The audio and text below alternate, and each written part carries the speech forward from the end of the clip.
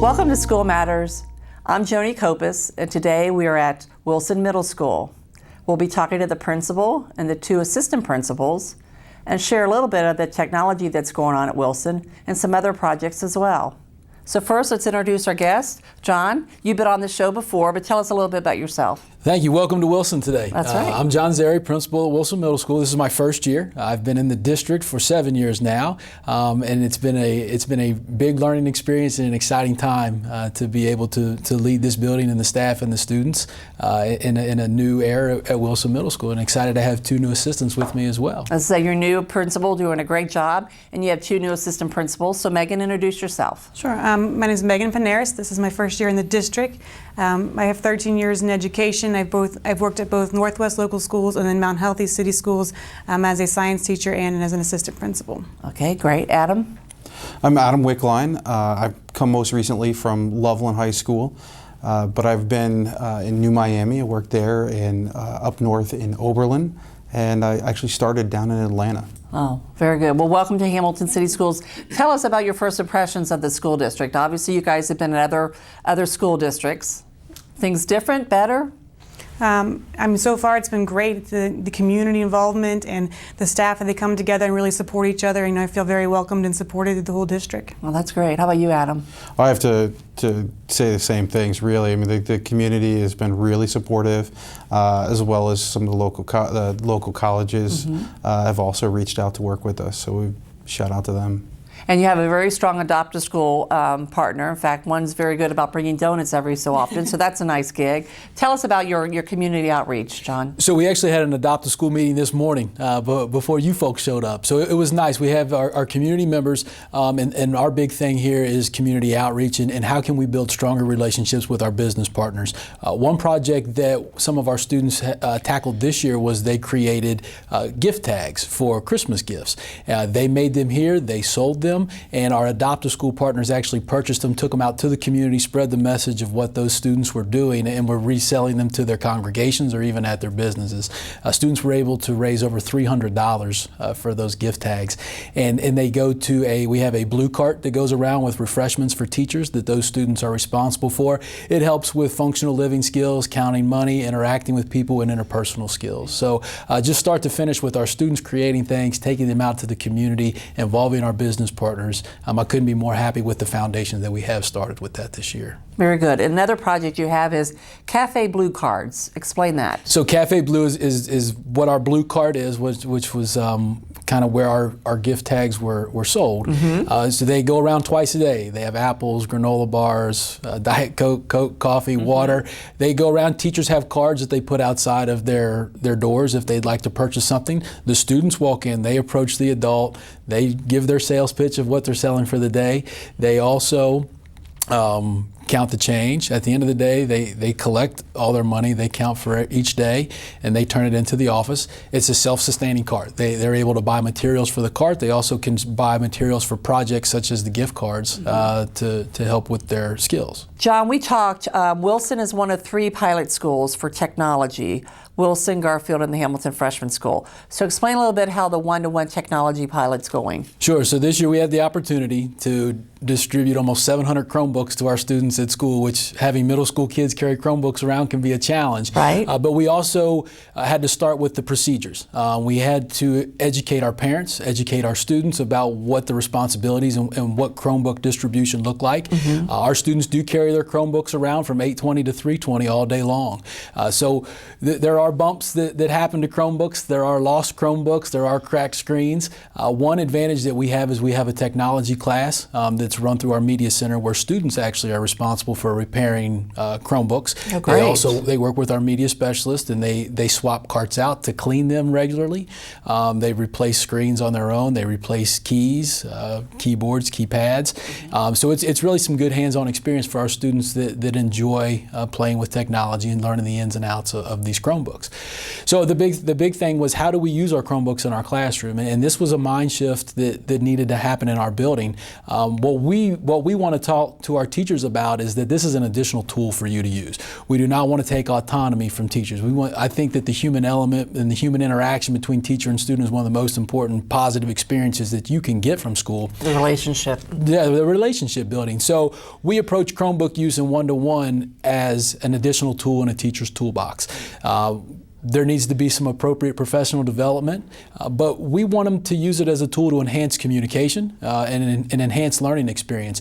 The biggest impact that I've seen on one-to-one is that our teachers are able to tailor their instruction and meet the needs of all levels of learners at Wilson, which I think has been a huge advantage to us when we're trying to grow all of our students. Not just academically, but socially and emotionally as well. Right, and it's important to say technology will never replace a teacher, but it surely enhances teaching and the learning. 100%. Right, and again, being a pilot, our district never goes, all out district-wide. We always like to pilot programs to work out any bugs or concerns or problems. Have you seen anything that we've had to tweak then as we go next year and make it more district-wide? Well, I think the big thing was educating people. This is, we do live in a technological era, and it is at our access 24 hours a day. But to replace a textbook is something totally different that hasn't happened in school. Our district technology department with Zach Vanderveen, Chris Rose, and Tricia Smith, they have done a great job of helping us create information to get to teachers and to parents as well. A couple bugs that we've had to work out, obviously, is the piece where when they break, what happens? We're more interested in making sure that a kid has what they need to be successful. As far as breakage rates, that's monitored through our media center. Right. But if these are replacing textbooks, a kid loses a textbook in your class, you have another one to give them. It's kind of the same philosophy with a Chromebook. We also hope that it builds some responsibility with students, that they can take care of this device on their own, and it is theirs. So we've learned that we can check history about things that students have been on, which does help sometimes when situations arise. Right. But more importantly, we want kids to feel comfortable using these. So it's this first year taking the time, letting teachers take these risks in their classroom with new programs and being able to try things without consequence to see what really is beneficial in their instruction. Well, and Megan, John brings up a good point because, students are used to technology, but I guess you have to have some type of buy-in and professional development for your teachers to use the Chromebooks. Absolutely, and the teachers here at Wilson have really stepped up and embraced the technology, and across all content and all curriculum, they're really using the Chromebooks and the technology to enhance student learning and the engagement in their classrooms. The district has done a great job of providing them with the PD that they need to incorporate new programs and Google Classrooms into every classroom. But also I've seen our teachers really step up and help each other and learn from each other and run PD sessions where they're teaching little things that they've learned that work well in their classroom and how to use different technology to really get all students on board and use it to the best. I think that the biggest thing that we've seen is now we're able to incorporate literacy into all curriculum, including the phys ed rooms, the art rooms, science, social studies, with the use of technology that's easily done, and the teachers have really embraced that and done a great job. And you're right, the district has done a nice job, I think, of offering professional development for the teachers. But as you had mentioned, probably the biggest learning, I would think, would be all the math teachers get together and share their ideas and programs. Absolutely. So that's good. And then, because there's a learning curve, obviously, but I think the important thing is, we talk about the core subjects, math, reading, but you mentioned even fine arts, music, phys ed, they're all using some type of technology in their classrooms. Yes, for sure. Okay, so we have the buy-in from the students and the teachers. Adam, talk a little bit about how you're reaching out to parents. Well, parents have always, or not always, but most recently been able to get on and check students' grades. What's nice about teachers transitioning to the format of like Google Classroom is if there's students struggling with something at home, their homework, or the parent looks and sees, hey, you didn't get this done, and they say, well, I don't understand. Well, there's the opportunity for the parent to say, well, log into Google Classroom and let me see what it was you were doing. And there, the teachers have links to the videos that they've used. They might have their the notes, the slides from the lecture, that sort of thing. And they can go and kind of collaborate with their student.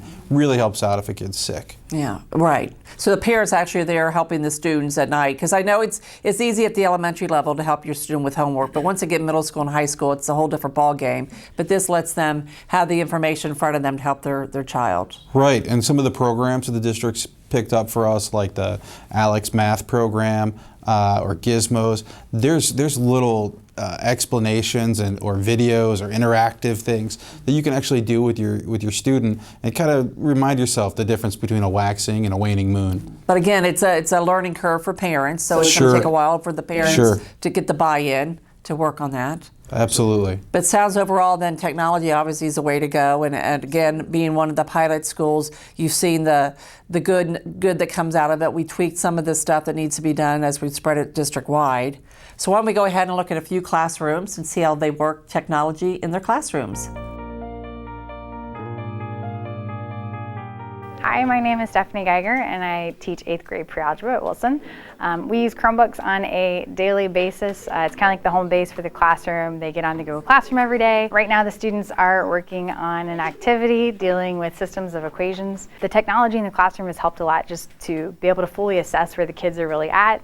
They're able to have a much deeper understanding of what's going on, because the technology has allowed them to really manipulate the math. It puts it in their hands. It's something that all kids need to be exposed to the technology regardless of where they go in the future. They have to have a good understanding of how to work technology and how to deal with it. So the fact that we're able to get this in their hands at a very young age, they're comfortable with it and they're confident with it. My name is Jesse Funston. I teach 7th grade language arts here at Wilson Middle School. Today we're going to see a little bit of how one-to-one technology works in my language arts classroom. You're going to see how it influences vocab instruction, how we handle some in-class discussions on discussion boards, as well as how it can impact writing in the classroom.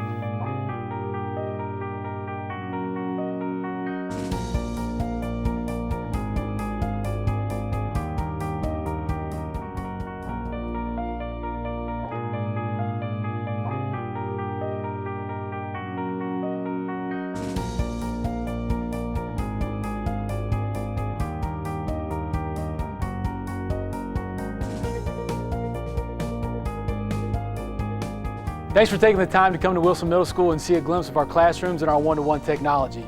We couldn't be more excited that the district has the opportunity to go one-to-one for all students to enhance the learning and the educational experience. Again, thanks for coming. Hope you had a good time.